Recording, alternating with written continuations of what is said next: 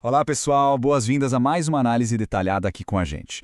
Hoje eu quero que encarem esse nosso encontro como uma verdadeira sessão de grupo, tá? Um espaço muito acolhedor, mas com aquele nosso olhar mais clínico para desmistificar as respostas emocionais. Nós vamos mergulhar num sentimento universal que todo mundo conhece intimamente, mas que raramente a gente para analisar de um jeito técnico. A raiva. Então vamos juntos entender como podemos deixar de ser reféns dessas emoções e passar a ser gestores ativos da nossa própria mente.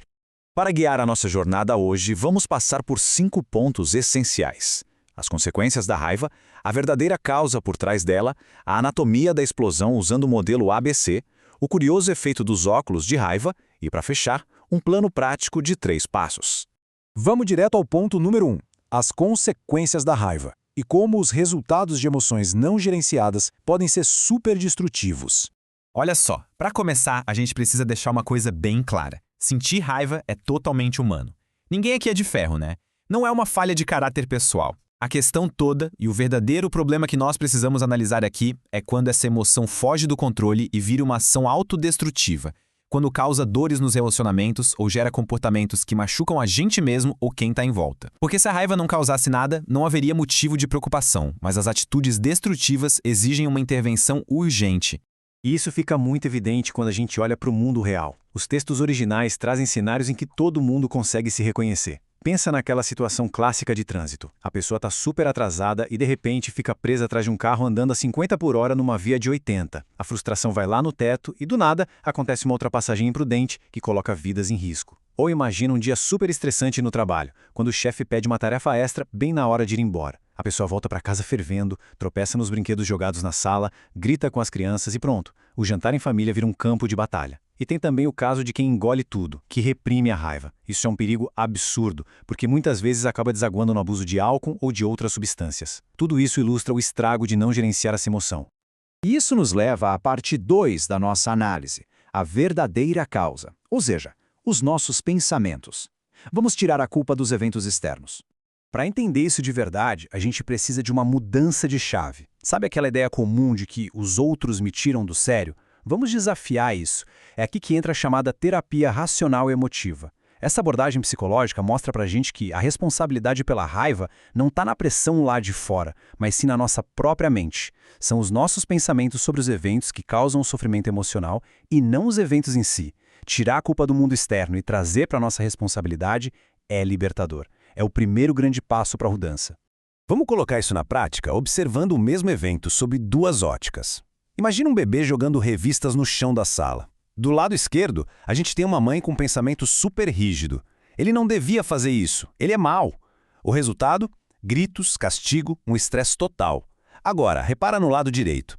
Uma amiga com uma mentalidade bem mais flexível, focada em preferências. Ela pensa, bom, é natural que a criança queira explorar o mundo. Eu prefiro só tirar as revistas do caminho. O resultado? Calma e uma atitude proativa. Percebem? O evento foi exatamente o mesmo, mas a avaliação interna mudou tudo, levando a emoções completamente opostas. Tem uma citação das fontes que resume o cerne da questão perfeitamente.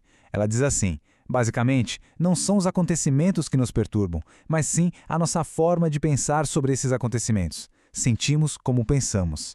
É exatamente isso. Se a gente julga algo de forma muito dura e negativa, a gente sofre. Se a gente avalia com mais compreensão, nos sentimos muito melhor. Os nossos sentimentos são um reflexo literal do nosso monólogo interno. Avançando para a parte 3, a anatomia da raiva. Vamos dissecar essa explosão emocional utilizando o modelo ABC. Mas como mapear isso na vida real? Antes de entrar nas letras do modelo, a gente precisa entender o grande gatilho psicológico. A raiva costuma nascer de uma necessidade nossa de ter controle sobre as coisas. Querer que tudo dê certo é uma preferência super saudável, claro. Só que o ponto de ruptura exato é quando esse desejo se transforma numa exigência absoluta. É quando a gente sai do eu gostaria que fosse assim e entra no tem que ser do meu jeito. Quando a realidade bate na porta e não se submete à nossa vontade, a explosão é inevitável. Agora sim, vamos jogar isso no famoso modelo ABC, com o exemplo da nossa fonte de estudos, que é a cara do dia a dia. A letra A é o evento ativador.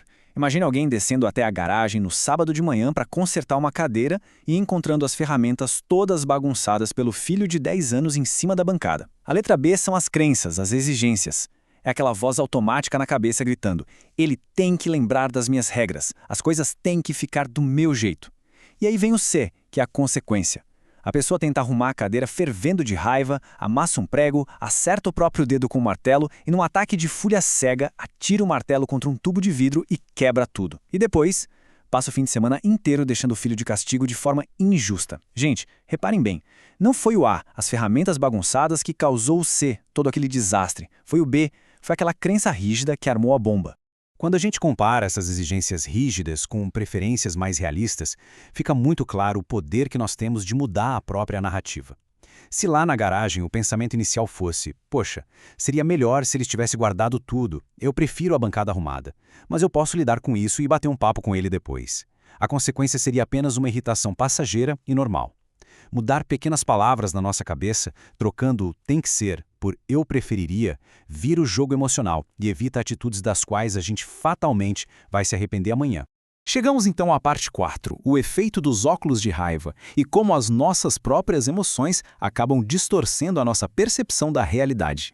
Uma pergunta que muita gente faz é: por que é tão difícil frear a raiva depois que ela engata a primeira marcha? A resposta é simples: porque a gente coloca os óculos de raiva. Uma vez que o sangue ferve, a gente perde a clareza e tudo ao redor passa por uma lente gigante de distorção. Um exemplo claríssimo disso no cotidiano: usando esses óculos, se o parceiro ou a parceira faz uma pergunta super inocente sobre o que tem para o jantar, a mente da pessoa interpreta aquilo como um ataque sarcástico e cruel. Fica impossível ser objetivo ou realista.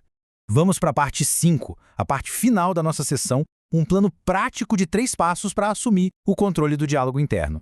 Já que diagnosticamos o problema, vamos para a nossa lição de casa clínica, um plano de gerenciamento diário em 3 passos. Passo 1. É fundamental fazer um inventário pessoal. Usem o modelo ABC para analisar eventos recentes e entender a anatomia daquela última frustração. Passo 2.